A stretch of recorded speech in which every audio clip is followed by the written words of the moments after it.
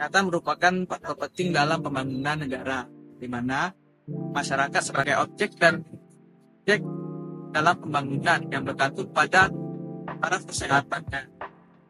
Krusial bagi manusia yaitu masa perkembang balita, yaitu pada perkembangan balita dari fisik dan kognitif dan juga dari intelektual bayi. Oleh karena itu, menjaga kesehatan bayi sangatlah penting bagi masa depan mereka. Di Indonesia, kita memiliki Posyandu atau Pos Pelayanan Terpadu, di mana salah satu program dari Posyandu ini adalah untuk mendukung kesehatan ibu, bayi, dan balita, seperti di lokasi saya saat ini yaitu Posyandu Teratai. Posyandu Teratai merupakan salah satu posyandu yang berada di bawah naungan UPTD Mekar Baru. Posyandu ini melayani ibu, bayi, dan balita yang berada di kawasan Tanjung Pinang Timur.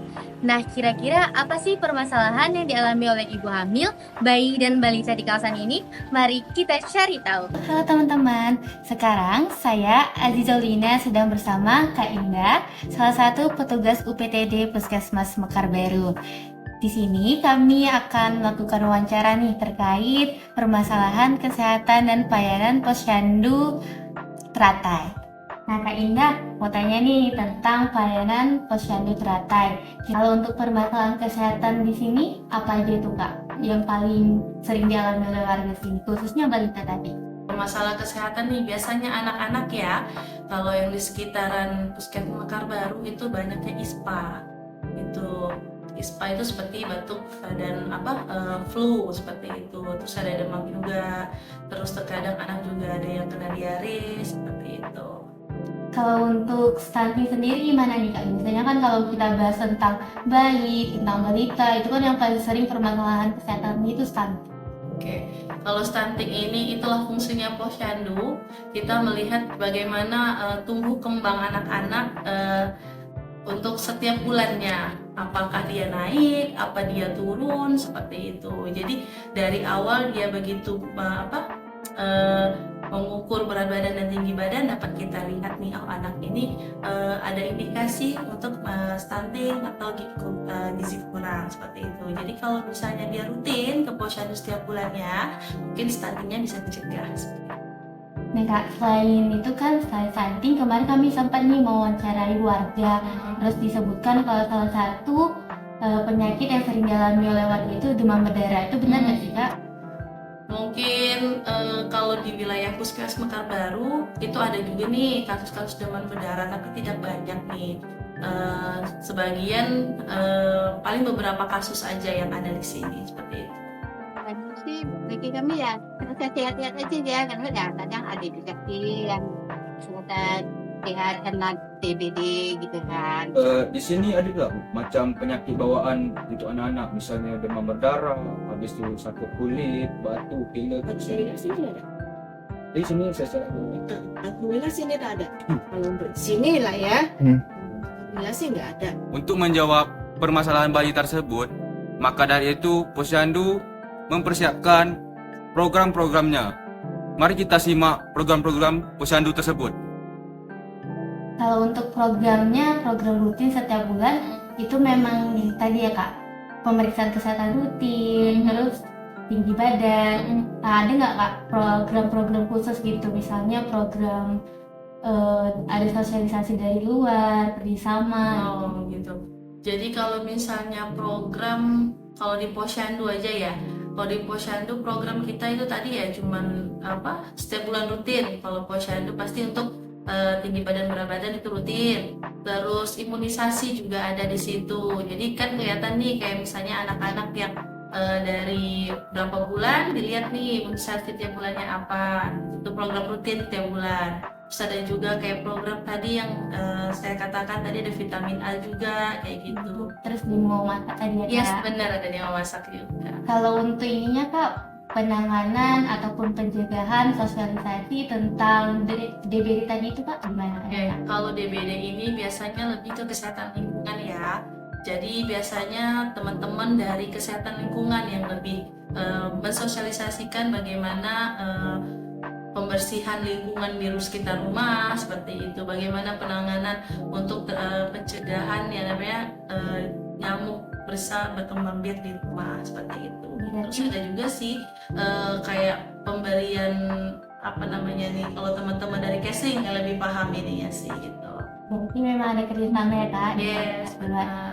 Lalu Kak, mungkin untuk terkait fasilitas untuk di Posyandu Teratai sendiri gimana Kak? Apakah sudah lengkap? Apakah sudah semuanya tersedia? Alhamdulillah ya.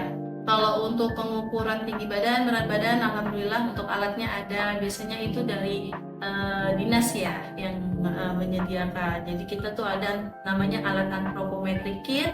Nah mereka punya yang namanya alat stadiometer, terus alat baby scale namanya untuk bayi, terus ada timbangan injak seperti itu.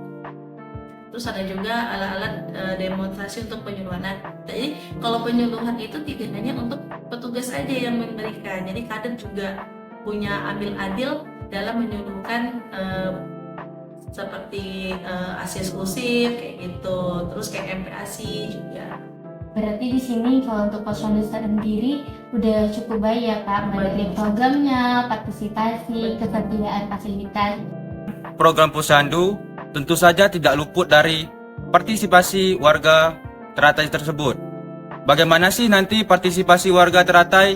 Mari kita lihat aktifnya warga Posyandu Teratai dalam mengikuti program-program Posyandu.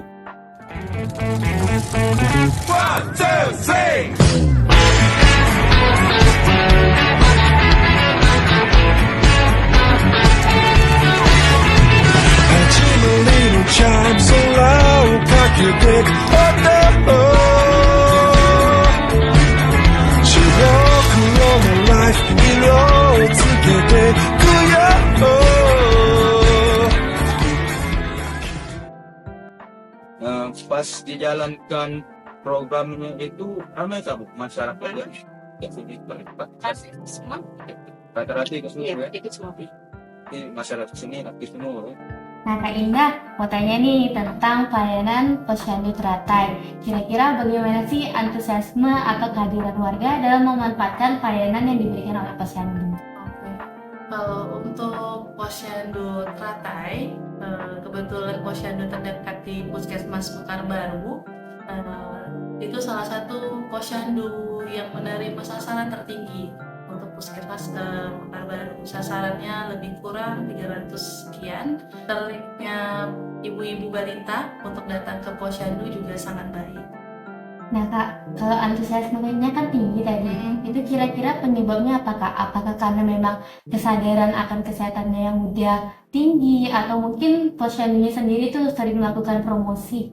Oke, kalau promosi serta program-program yang ada di Posyandu tuh biasanya sih setiap bulannya pasti ada. Seperti itu mungkin dari penyuluhan atau sosialisasi atau adanya kelas balita, ada juga kelas ibu hamil kayak gitu.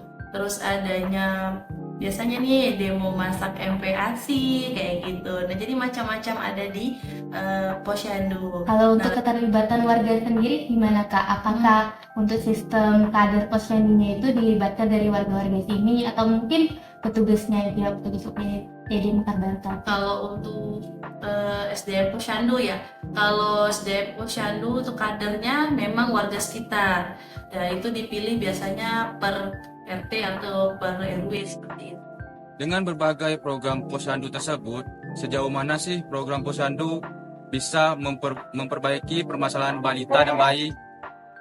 Apakah sudah cukup efektif atau belum? Mari kita lihat tanggapan dari petugas dan warga setempat di Posyandu Teratai Tanjung Pinang Timur. Selama ini Kak, program-program yang dijalankan itu sudah efektif nggak Kak? Alhamdulillah ya, dari yang kita lihat sejauh ini dapat dirasakan untuk masyarakat juga itu luar biasa.